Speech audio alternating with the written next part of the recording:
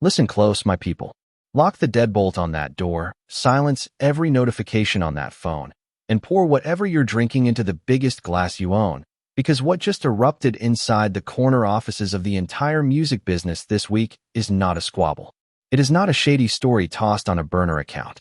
It is not a subliminal jab flicked from a yacht deck in Biscayne Bay.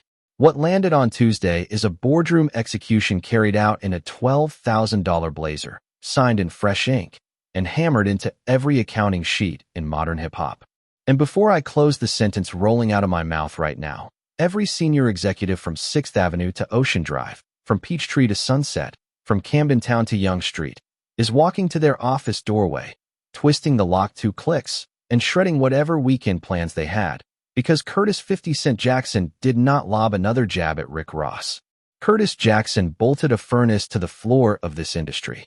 A furnace built to melt whole careers into cheap slag. And Rick Ross, wearing his own tailored pinstripe on a routine Tuesday, with the whole culture watching in high frame rate video, strolled straight into the open door of that furnace, tipped his fedora at the lens, and grinned on his way inside. Slow it down before you fire back at me, because I already hear the counterargument forming in your mouth. You want to remind me this is the same tired 2008 Officer Ricky feud we all lived through. That these are two grown men who should have exchanged a nod and buried it a decade ago. I hear you, and I want you to hear me louder, because I am speaking with enough volume that the folks in the last row feel the vibration in their sternum. The 50 Cent who charged Rick Ross in 2008 is no longer walking this planet. That man was a recording artist. The 50 Cent standing over Rick Ross's professional wreckage in the summer of 2026 is not a recording artist anymore. Curtis Jackson evolved into a media landlord with distribution rails stitched into his contracts at Starz, Lionsgate, Netflix, Fox, and inside a stack of international rights marketplaces most viewers of this video have never heard the acronyms of. 50 Cent occupies the direct dial of executives who could not name a single Rick Ross deep cut for a bonus check. Curtis Jackson attends spreadsheet meetings where EBITDA margin gets thrown around more often than 16 bars. And the man 50 Cent just corporately incinerated is not the same Rick Ross who dropped Trilla or Deeper Than Rap either. That earlier Rick Ross had Def Jam pushing him, radio programmers protecting him, a chart formation carrying him, a culture ready to genuflect on cue. The Rick Ross now hemorrhaging on the boardroom carpet is a heritage act carrying a first-week album total of 19,000 equivalent units, an arena tour running under 1/5 capacity in multiple markets, and brace your posture for what comes next, a distressed debt portfolio quietly warehoused by his oldest adversary. I have the filing sequence. I have the venue memos. I have the state registry poll sitting inches from my left hand as I speak this line into the microphone. Stay tight, because what came out of a Broward County registry poll at 5:45 Eastern this afternoon rewrites the entire deed to who legally holds hip-hop. And Curtis Jackson pulled it off without cutting a single new verse. Not one bar, not one ad-lib, just an incorporation fee, a notarized signature block, and a securities attorney with a black felt tip in his jacket pocket. Let me set the table, because if you do not understand how the soil eroded beneath Rick Ross's loafers, the rest does not hit the sternum right. Peculiar events have been stacking around Maybach Music Group across the last 90 days, and not one mainstream blog on this continent connected the sequence until tonight. Rick Ross rolled out his 12th studio album with the poise of a man who still thought he was 15 years younger. Rick Ross architected the campaign around a globe-spanning orchestral tour, hardwood arena floors, black tie brand aesthetics, and slow shutter drone footage of his Gulfstream against a bronze golden hour sky. Rick Ross set it in marble as his imperial comeback, his second coronation, the moment he would remind hip-hop who wore the invisible crown. And for 72 hours, the illusion actually held its weight. Then the first week numbers leaked into the wrong inbox. 19,000 equivalent units. You heard that figure precisely. 19,000 album debut, Billboard 200 slot 39. A man who once shipped north of 150,000 units out of the gate is now landing below every serious contemporary in the format. And that number seeping onto Twitter was not the true detonation.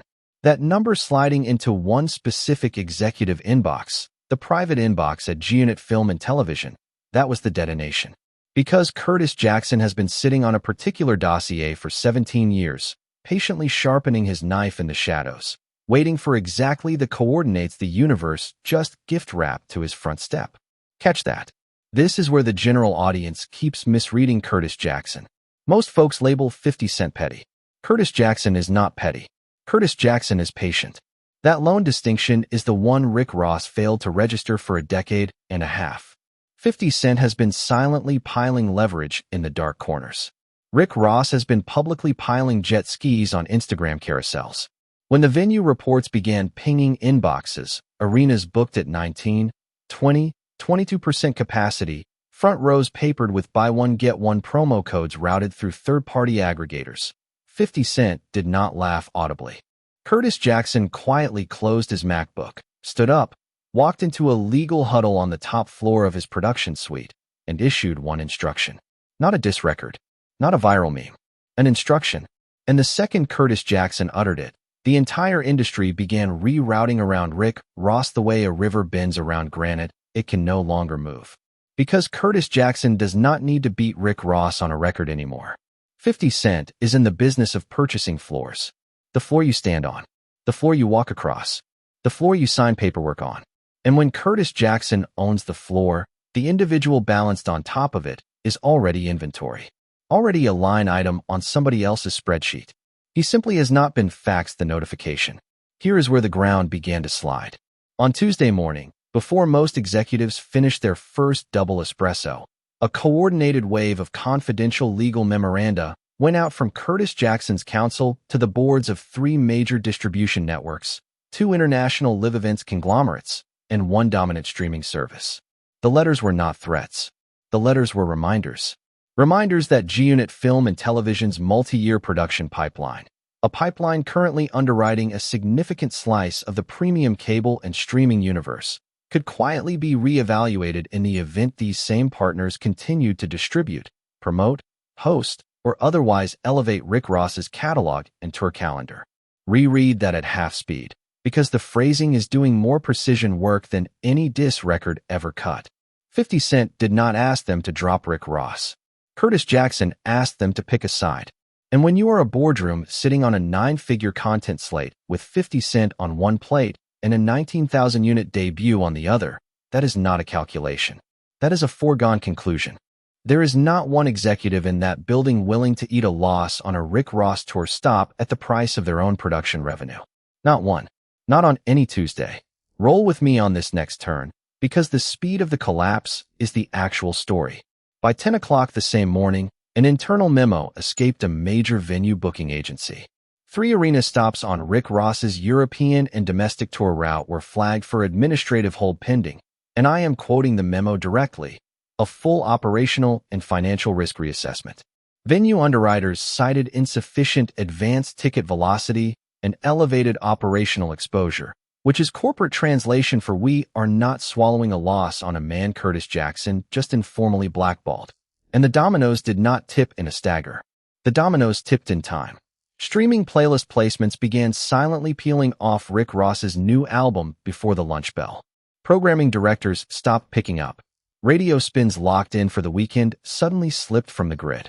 Sync licensing negotiations in active flight went cold as marble. By 2 in the afternoon Eastern, William Leonard Roberts II had transformed from headliner to industry biohazard. From a name on a marquee to a red flag on a spreadsheet. From a brand to a warning triangle highlighted in yellow on Monday's counterparty risk deck. That is not spin. That is a documented timeline. That is the footprint of 6 hours of Curtis Jackson's stacked leverage arriving in the open marketplace at full force. Then 50 Cent went for his victory lap, live on camera.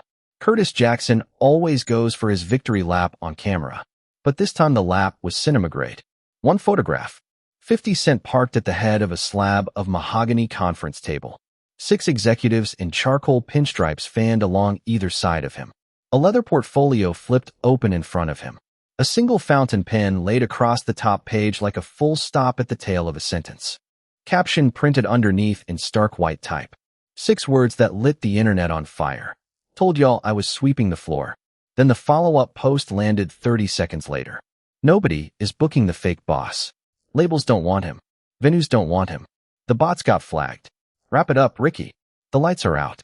Absorb the surgical precision of that final phrase for one heartbeat.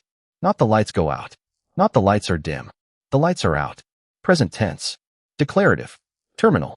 50 Cent was not predicting Rick Ross's collapse. Curtis Jackson was narrating it in real time.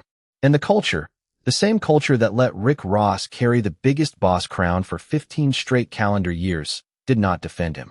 The culture piled on with both boots, because the optics were catastrophic. For a decade and a half, Rick Ross told us he sat in boardrooms. In one Tuesday afternoon, Curtis Jackson demonstrated who actually walked into them, took the chair at the head, and closed the door behind himself. That is not a diss. That is a demotion. And demotions do not get reversed by a punchline on a record. Let me explain why this matters in language the culture has not yet fully digested. When two artists trade bars, the culture arbitrates. The culture picks a winner grounded on flow, wordplay, beat selection, and pure theatrical impact. The culture has a referee apparatus for that. There are blogs. There are reaction channels. There are comment sections. There are hot takes. There are ranking threads. The whole ecosystem was engineered to arbitrate musical conflict. But there is no referee for a corporate filing. There is no reaction channel that can undo a notarized lien. There is no blog that can dissolve a legally binding debt purchase. The culture's entire arbitration machinery is worthless against paperwork, and 50 Cent already knew that when he selected the weapon. Curtis Jackson did not pick a battlefield Rick Ross could win on a microphone. 50 Cent picked a battlefield Rick Ross could only lose in a courtroom, and Rick Ross does not own a courtroom. Let me pull you inside the promised land estate in Fayette County, Georgia, because what unfolded behind those iron gates over the next hours is the human core of the story. Sources close to Maybach Music describe a scene teetering on organizational panic. The road manager was on one landline. The distribution rep was breathing hard on another. Event promoters in 5 separate states were parked on hold across 3 phones. The catering vendor for the European leg was asking whether to trigger refunds. The insurance carrier holding the tour bond was demanding refreshed capacity forecasts in writing before end of business Eastern. And in the middle of it all, Rick Ross himself, silk robe draped across his shoulders, cigar smoldering in one hand, cell phone wedged against his cheek, laptop balanced on his knee, trying to keep the mythology upright while it was being repossessed in the next room. Rick Ross did what Rick Ross always does. Rick Ross grabbed his phone and went live. Rick Ross opened Instagram, chin cocked, jaw fixed, camera framed precisely, and delivered a monologue that in a different era would have gone bulletproof iconic. Rick Ross accused Curtis Jackson of running to white executives to strangle black art. Rick Ross accused 50 Cent of using dirty Hollywood maneuvers because Curtis Jackson could not touch him on wax. Rick Ross called 50 Cent an informant in Italian tailoring, a line that in a different decade would have detonated across every culture blog. But this decade did not care. This decade watched a man in silk defend an empire being auctioned in the next room. That is a hard visual to walk backward from. You cannot argue your way out of a repossession by shouting louder into a ring light. Now, roll with me on this next twist, because this is the section every commentator on this story is about to overlook. The Blacklist campaign was not the story. The blacklist was the smoke. The actual fire was lit by Curtis Jackson 7 years ago inside a small conference room in Wilmington, Delaware. At 2:30 Eastern, an entertainment reporter published a bombshell that halted the entire industry mid-stride. Leaked correspondence between a senior executive at a major distribution conglomerate and 50 Cent's legal team unveiled the actual mechanism of the takedown. Curtis Jackson's investment vehicle, a discrete company registered through a chain of shell entities running from Delaware to Wyoming to the Cayman Islands, had over the preceding years been silently accumulating the distressed debt portfolios of a former distribution partner that Maybach Music Group signed with in the early 2010s. In the softest reading of the documents, 50 Cent picked up the debt as a passive institutional bet. In the sharpest reading, and this is the reading the leaked emails absolutely support, Curtis Jackson bought that debt for one purpose and one purpose alone: to position himself as Rick Ross's legal creditor, not his rival. His creditor.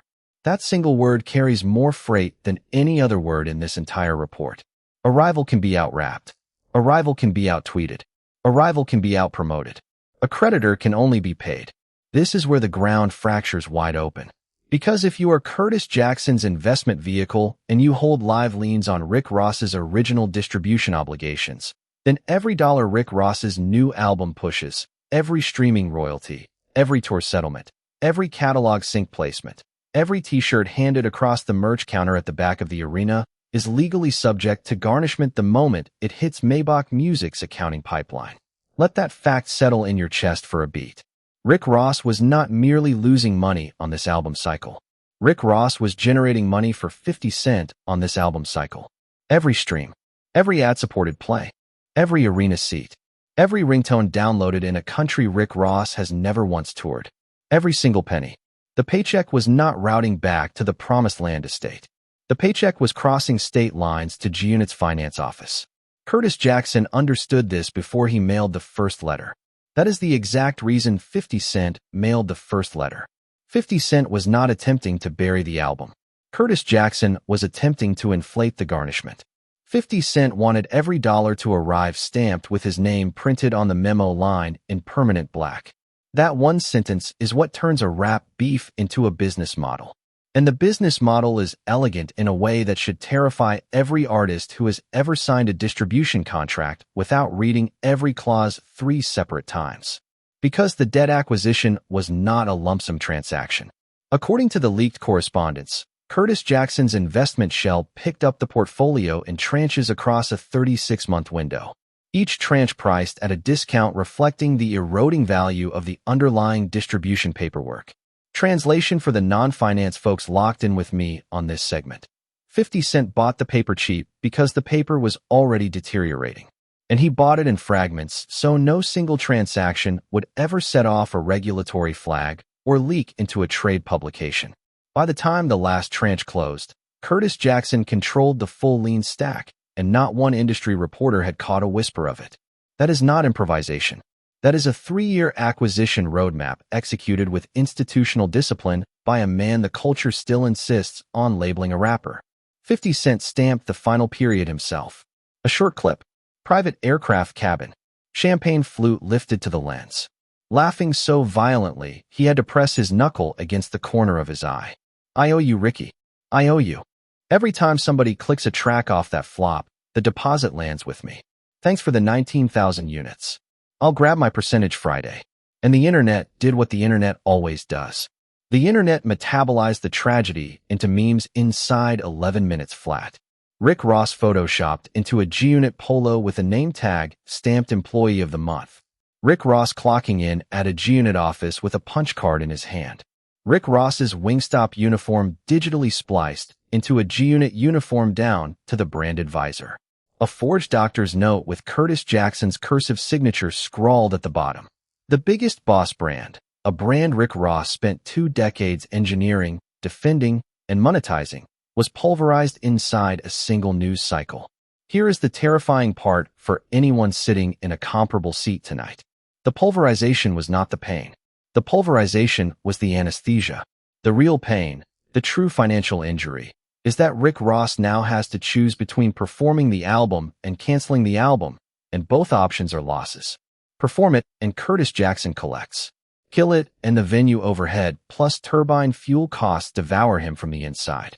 This is what checkmate looks like inside a modern boardroom. There is no move that is not the wrong move. Every step he takes lands on ground already deeded to another man. Every direction he faces carries a lien attached. Every step forward triggers a garnishment. Every step backward triggers a default. This is the geometry of a boardroom execution, and 50 Cent sketched the blueprint with his own hand. You want to know how Maybach music strategists privately labeled the situation? A senior figure inside the label said it out loud on the phone with a business affairs attorney at 3 in the afternoon, and the quote slid to the press inside the hour. He said, "We are not fighting a beef anymore. We are fighting a hostile takeover. And we brought a punchline to a promissory note." That single line is going to headline a business school case study inside 12 months. Somewhere in a Fortune 500 media conglomerate, an executive is already highlighting that quote in yellow for a Monday slide about not underestimating a rival who owns your production floor. But stay locked in, because we are far from finished. This is the segment that reroutes every assumption you carried into this video. While the cascade was still unfolding, sources inside 3 streaming platforms confirmed that Curtis Jackson's team began shopping a documentary about the Rick Ross financial collapse. A documentary under the G-Unit Film and Television banner. A documentary featuring the leaked filings, the tour underwriter reports, the venue memoranda, the corporate registry printouts, and brace your ribs, exclusive interview commitments from at least 2 former Maybach music affiliates who decided the wind has flipped direction. 50 Cent is not merely financially harvesting the ashes. Curtis Jackson is transforming the ashes into premium content. 50 Cent is auctioning tickets to Rick Ross's funeral before the funeral has been scheduled. That is not pettiness. That is not vindictiveness. That is a media landlord recognizing that his oldest adversary just became the highest margin storyline of his content quarter and moving with the exact speed the moment demands. And here is the layer beneath the layer, because there is always another layer with Curtis Jackson. A source tied to Rick Ross's touring operation confirmed late Tuesday night that Rick Ross himself, upon being briefed on the debt situation by his own attorneys during an emergency conference call around 6 in the evening Eastern, went completely silent on the line for a full 57 seconds. No reply, no breath, nothing. 57 seconds of dead air on a legal call with his own team. When Rick Ross finally opened his mouth, he said one sentence. He said, "So what you're telling me is I've been touring for him this entire time." Nobody on the call replied, because there was no reply left to give.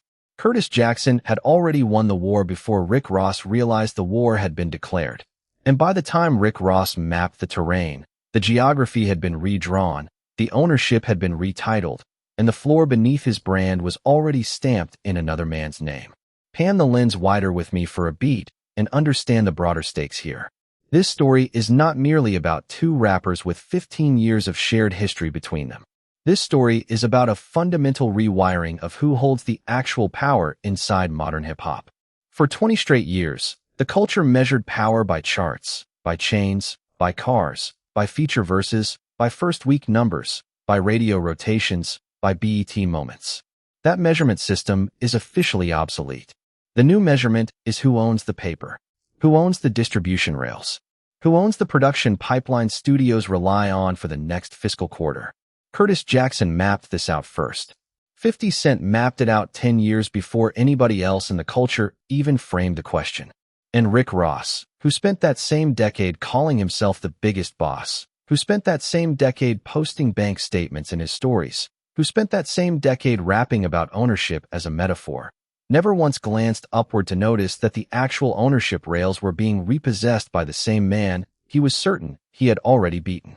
The culture responded exactly the way the algorithm rewards. Comment sections across the ecosystem detonated inside 3 hours. X hit 6 trending topics simultaneously tied to this story. Instagram reels of the boardroom photograph crossed 40 million impressions before midnight Eastern. TikTok stitched Curtis Jackson's champagne cabin clip into more than 80,000 user videos, each one adding a fresh coat of commentary. And the algorithmic uplift on the topic pushed 50 Cent's follower count up by an estimated 400,000 accounts in a single overnight window. Meanwhile, Rick Ross's social presence went dead silent for the first time in 9 consecutive years.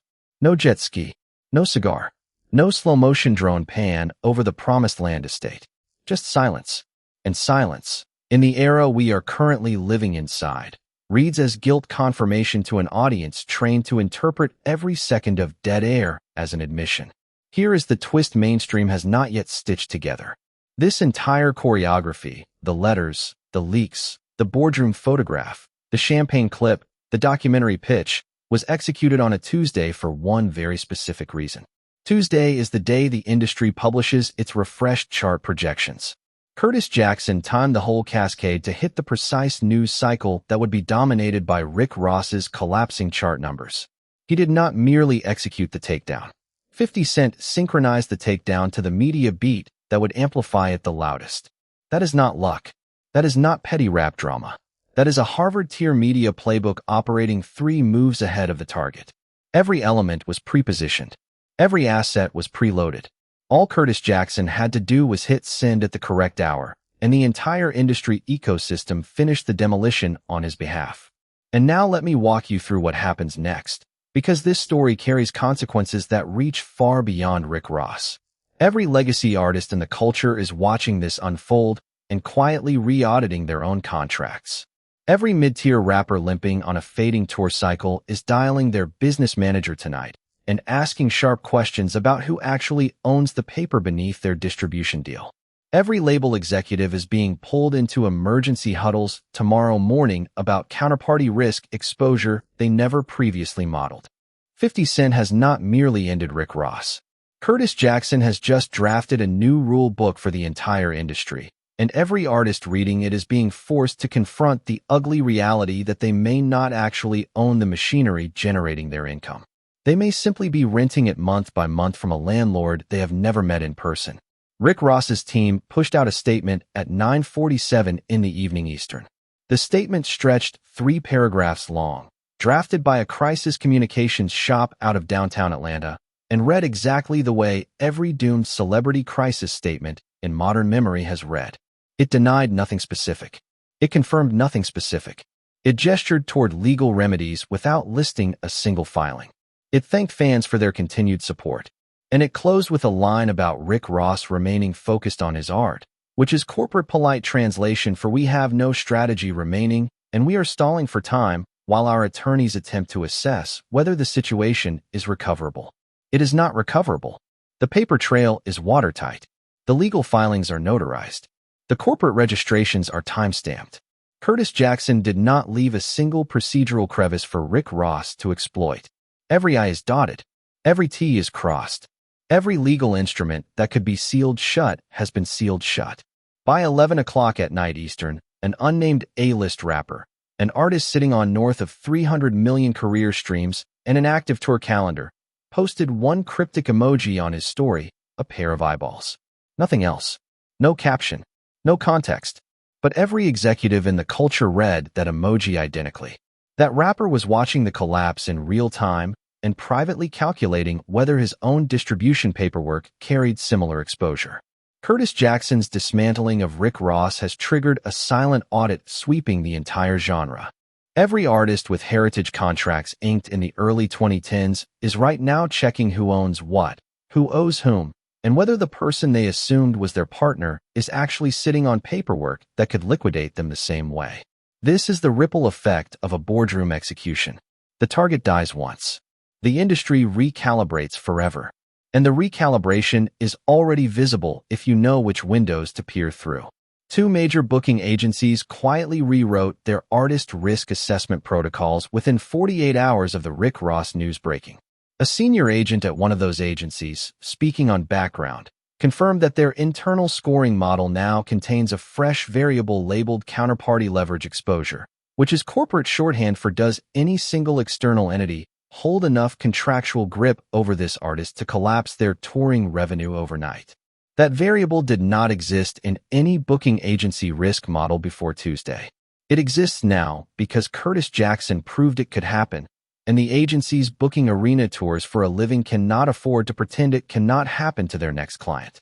The entire live music infrastructure just absorbed a fresh fear, and that fear was installed by one man operating through a chain of shell companies registered across 3 separate states.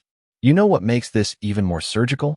Curtis Jackson has not once, not a single time in this entire cascade, publicly referenced the debt filings from his own mouth.